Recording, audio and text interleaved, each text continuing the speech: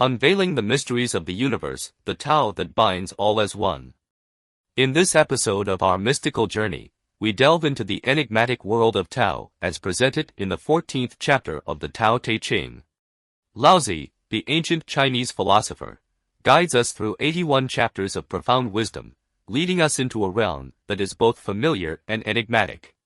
Among these, approximately 15 chapters are dedicated to exploring Tao. Today, we focus on chapter 14, a chapter steeped in abstract philosophy. What is Tao? This question has puzzled philosophers and thinkers for centuries. Laozi introduced a seemingly straightforward yet unfathomable perspective right at the beginning of the Tao Te Ching. The Tao that can be told is not the eternal Tao. It appears paradoxical, yet Laozi believed that despite the difficulty in articulating Tao, it is necessary to attempt its description. Chapter 14 is a paragon of such an attempt, revealing the mysterious face of Tao in a hazy and profound manner. Laozi, Chapter 14, to see but not perceive is called formless. To hear but not recognize is called soundless. To touch but not discern is called intangible. These three cannot be inquired into, thus they blend into one. It is neither bright above nor dim below, endless and nameless, returning to the state of nothingness. This is called the shape without shape, the image without substance, which is called indistinct and vague. Approaching it, one sees no head, following it, one sees no tail. By holding on to the ancient Tao, one governs the present existence. To know the beginning of the ancient is called the Tao's principle. Let's first interpret this ancient wisdom in plain language before delving into its meaning. Seeing it, yet not seeing it, is called formless. Hearing it, yet not hearing it, is called soundless. Touching it, yet not feeling it, is called intangible. These three aspects are beyond full comprehension, thus they form an undifferentiated whole. Its outer aspect is not dazzling, its inner aspect is not dim. It is continuous and indefinable, returning to the state of being nothing. This is referred to as having a form that has no form, possessing an image that is without substance, which is to be called indistinct and vague. It affects but does not reveal its source, it continues but does not show its end. Grasping the Tao that has always existed allows one to manage everything in the present. To understand the beginning of the ancient is to grasp the principle of the Tao. The content of this chapter is relatively extensive. The first 3 sentences are about grasping with the senses, to see, to hear, to touch.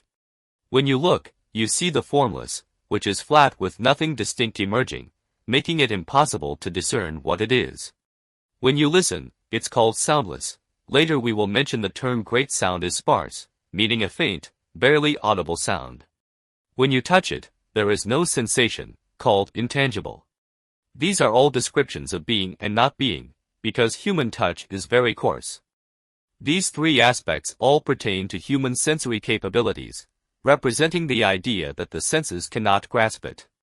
Thus, it is said that these 3 cannot be exhaustively questioned, cannot be fully rationalized, so what is it? They blend into one.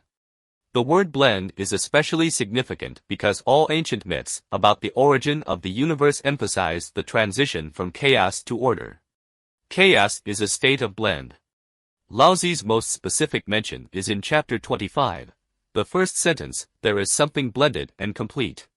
The use of the word blend signifies everything mixed together without distinction. Not even heaven and earth have separated yet, so you have no idea what anything is. It continues by saying that its apparent part is not bright, and its hidden part is not dim, which represents what was previously said, with light and dust together.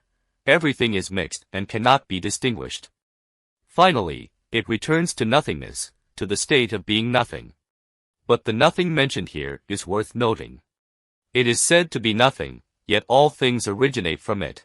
It is said to be something, but you cannot see it having any shape. Therefore, when Laozi talks about things, he rarely uses it as a term by itself, always emphasizing nothingness and formlessness. Then it continues to say that this is called having a form without form, representing that it has a shape but its shape cannot be discerned.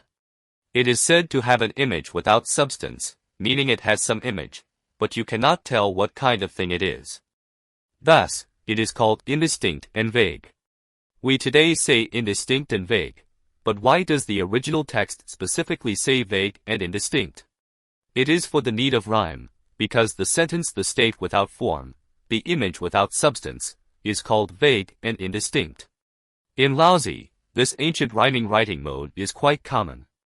In fact, today we have come to say vague and indistinct, even describing someone who is not feeling well, in a daze, unable to distinguish anything clearly, unable to differentiate one thing from another. So, if you want to grasp this Tao, there are only two ways: look at it from the front and follow it from behind. To look from the front is to see where it comes from, and to follow from behind is to see where it goes. But in fact, you cannot see its source from the front, where it comes from. How can we understand it?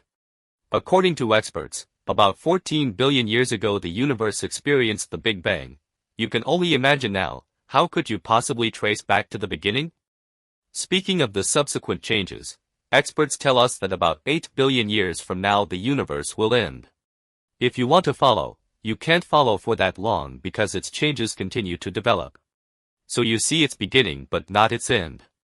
Here, the conclusion about Tao is then presented holding on to the ancient Tao, grasping this Tao that has always existed, to govern everything in the present. The mention of ancient and modern represents a distinction in time, but this Tao itself completely transcends time. For humans, for example, all things have long existed, and so have humans, so we cannot measure today what the situation was at the beginning. We can only say it is mysterious and indescribably nameless, thus it is nameless and unnameable. The first chapter states, the Tao that can be told is not the eternal Tao, and immediately follows with the name that can be named is not the eternal name. Once you give anything a name, it is not an eternal name. Why? Because naming is a human act.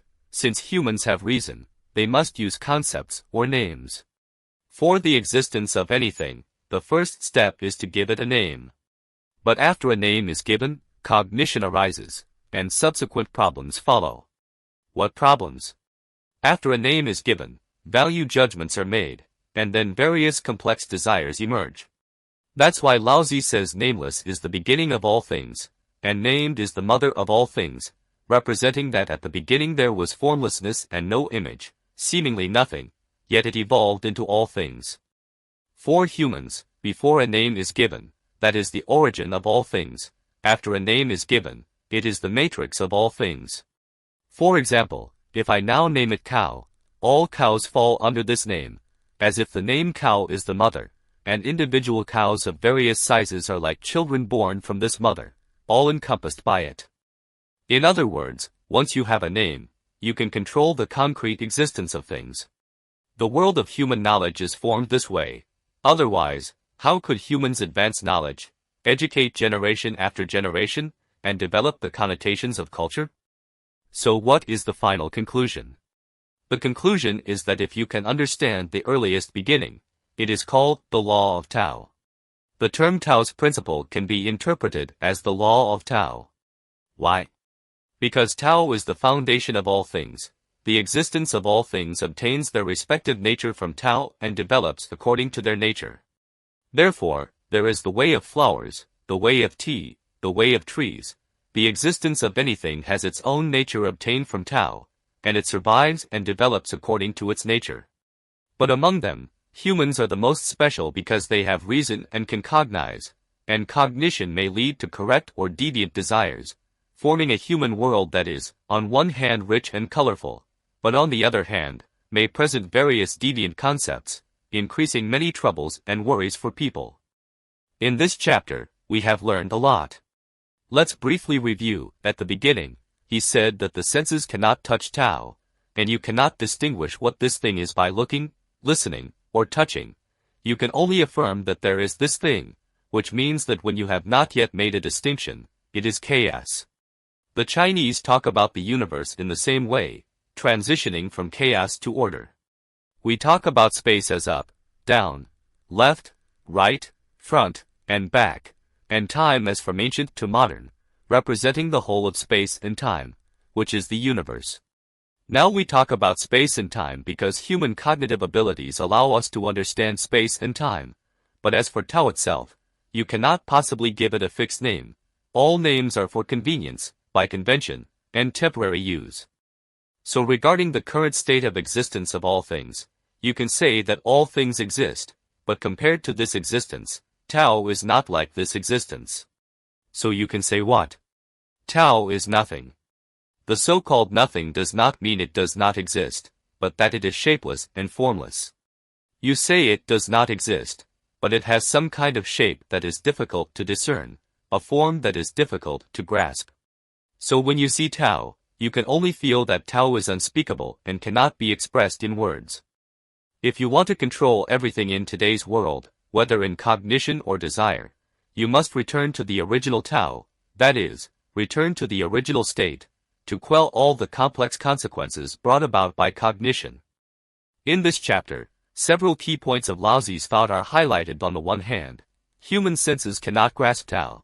On the other hand, this Tao cannot be named and cannot be defined, so human thought cannot operate, and can only feel vague and indistinct, and then somehow, everything exists, and humans emerge. If you are good at thinking, you will know that all this has a root, and it did not happen by chance or come out of nowhere, and its existence and development have certain laws. Here, we see the words unnameable and nothing again, knowing that what Laozi calls nothing is not pure nothingness or an abstract concept. His nothing means invisible and intangible, so you cannot name it. After understanding Laozi's nothing, you will not be limited by the concrete existence. The word existence here is very clear, referring to everything that exists now. You find it difficult to grasp everything that exists now because you have not restored it to its original state, to Tao. There is no need to make any distinction in Tao, and if you do not make any distinctions, desires will return to their original state. So this word is called desirelessness. It refers to Tao not being any single thing in the world, but Tao being the source and destination of everything. Grasping this point, we know that Taoism is not one of the various ideas in the world, but allows us to return to the root in order to resolve the pressure of existential nihilism on people. If you think further, you can consider whether what we cannot grasp with our senses and cannot understand with reason is purely a fantasy or whether there is really such a thing that can be the source and destination of all things. I would like to hear your opinion.